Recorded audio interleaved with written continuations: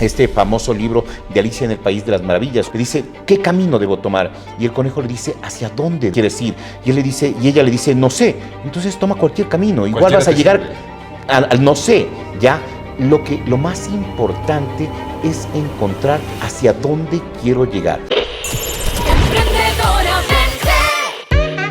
Nos acompaña Luis Eduardo Salazar. Hoy vamos a hablar acerca de los grandes mitos del emprendimiento. Luis Eduardo, gracias por estar en Emprendedoramente. Bienvenido. Mi estimado Fabián, muchísimas gracias. Como siempre, un placer enorme el encontrarte a los años y para mí es un real honor. Qué gusto tenerte acá. Bueno, tú eres un emprendedor y también apoyas a muchos emprendedores. O sea, tienes un largo camino recorrido y obviamente pues queremos que nos ayudes con los grandes mitos de los emprendimientos. ¿Por dónde podríamos empezar? ¿Cuál crees que sea el primer mito que un emprendedor tiene?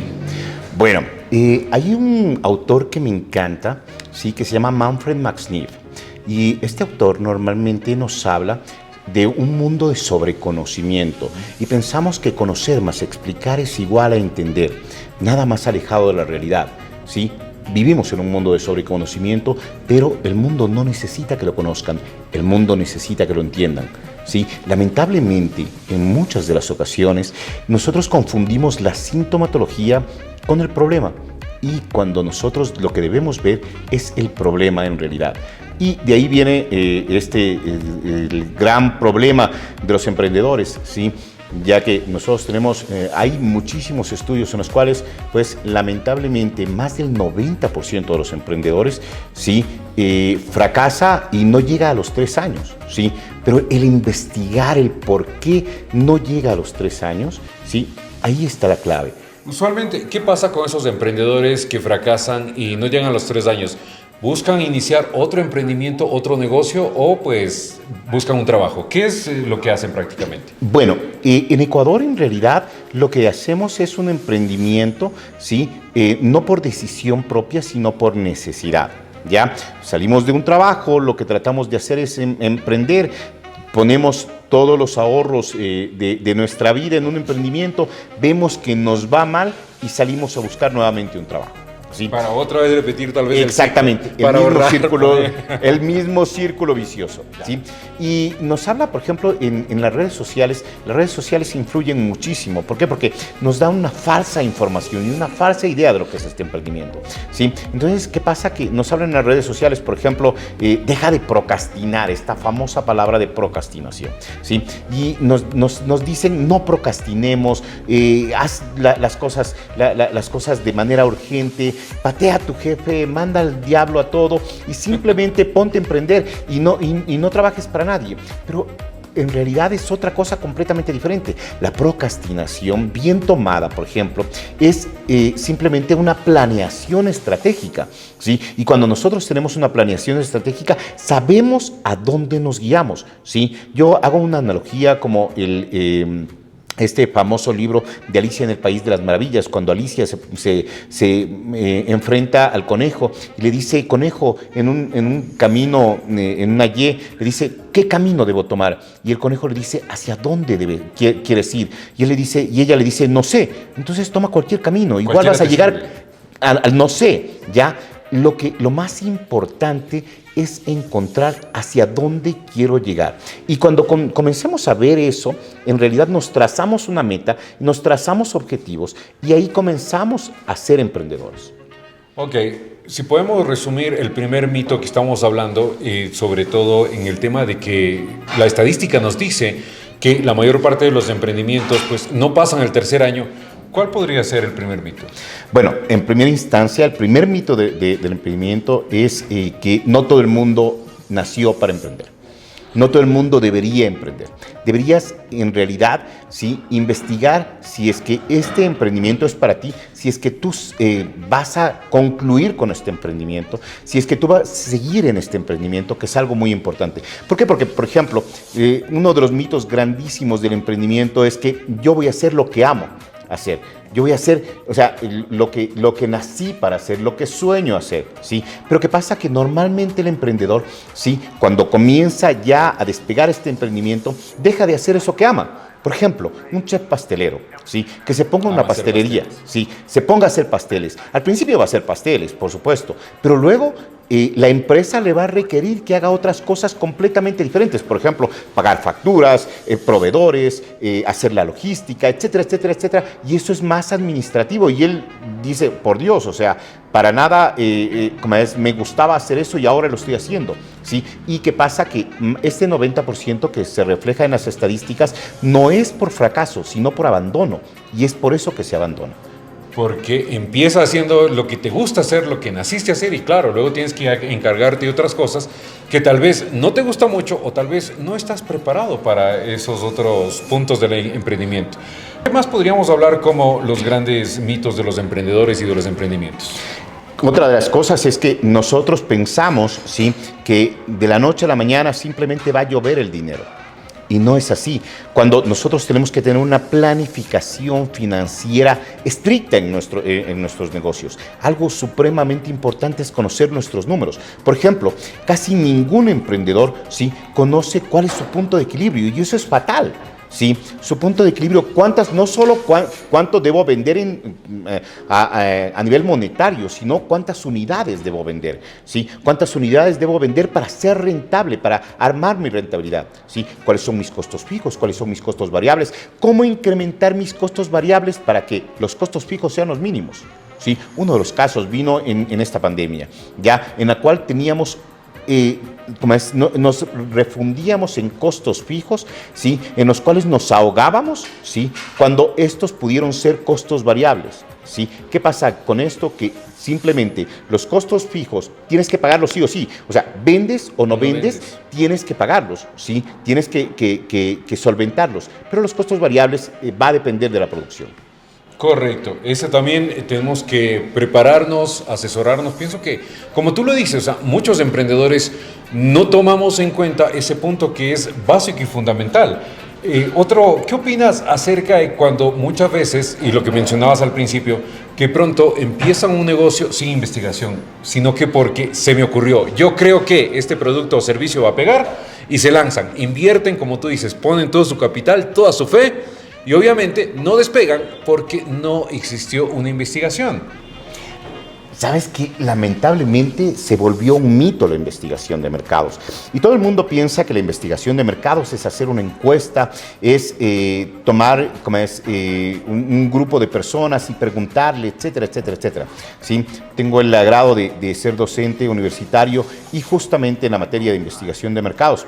Y lo que se trata de decirles a los nuevos estudiantes es justamente que nosotros, lo primero que tenemos que hacer, no solo, primero, emprender proviene de entrepreneur, y entrepreneur significa arrancar algo con riesgo, que es algo muy importante, ¿sí? Cuando nosotros arrancamos algo, cuando nosotros emprendemos algo, tenemos que investigar, y hay dos tipos de investigación, ¿sí? La investigación primaria y la investigación secundaria. La investigación primaria es la que nadie ha hecho por nosotros, ¿sí? Cuando nosotros salimos a hacer una encuesta, un censo, etcétera, etcétera, etcétera. Pero la investigación secundaria es lo que ya existe en el mercado, que alguien más hizo por nosotros.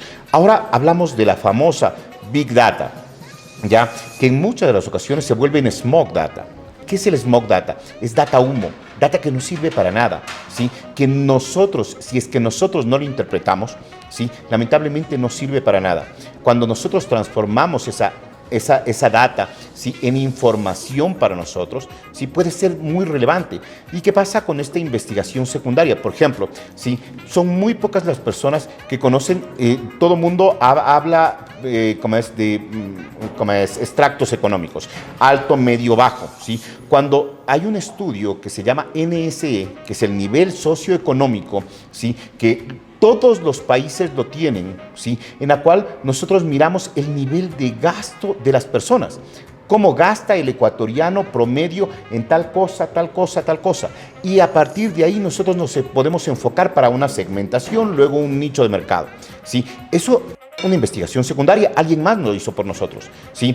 Ponernos a mirar cuántas personas, ¿sí?, pasan por esta calle, si pasan o no pasan, ¿sí?, nos puede ahorrar un mundo de plata. Lamentablemente, sí, no lo hacemos. ¿Por qué? Porque tenemos que dejar de procrastinar y tenemos que ponernos a hacer rápido las cosas. Y emprender ya como sea, pero emprender.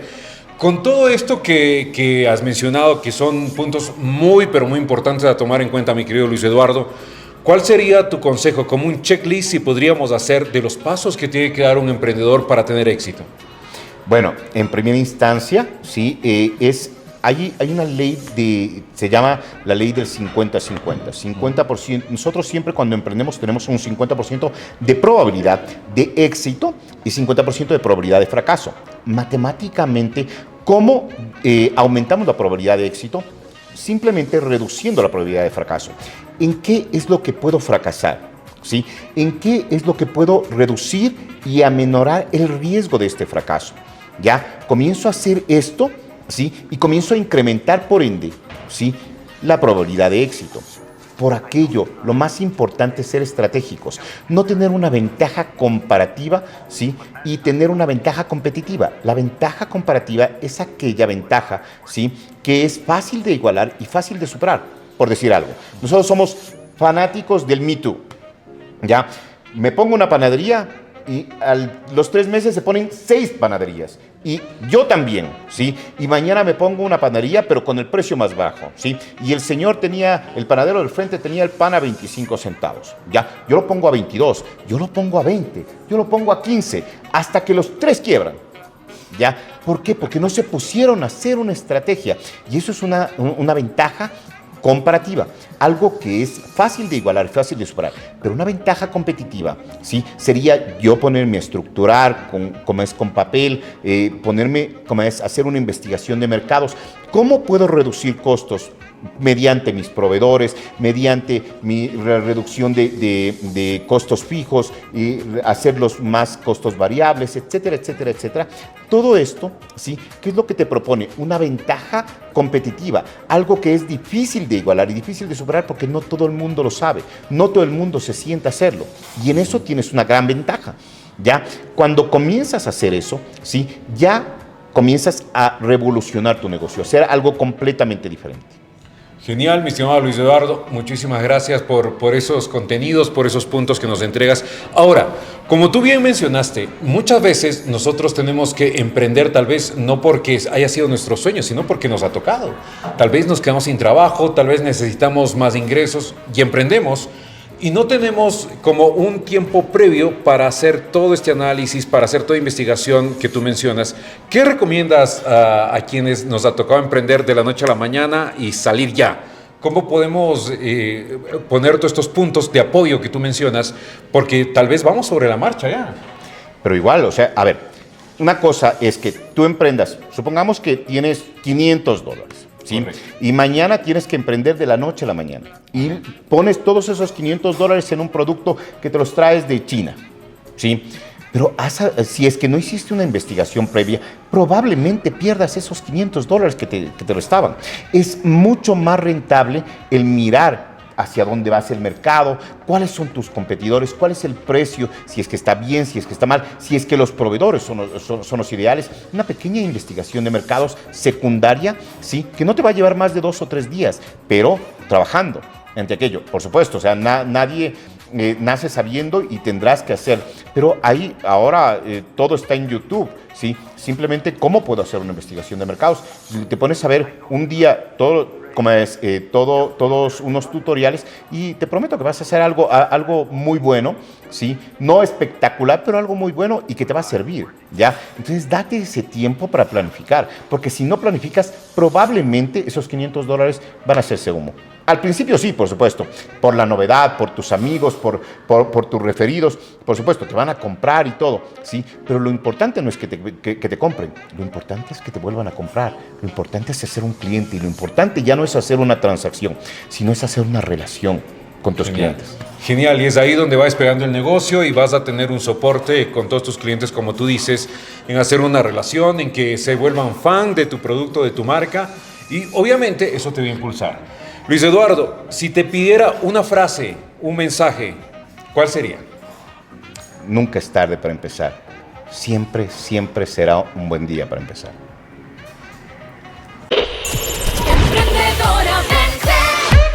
Si te gusta emprender, suscríbete al canal y visita emprendedoramente.com.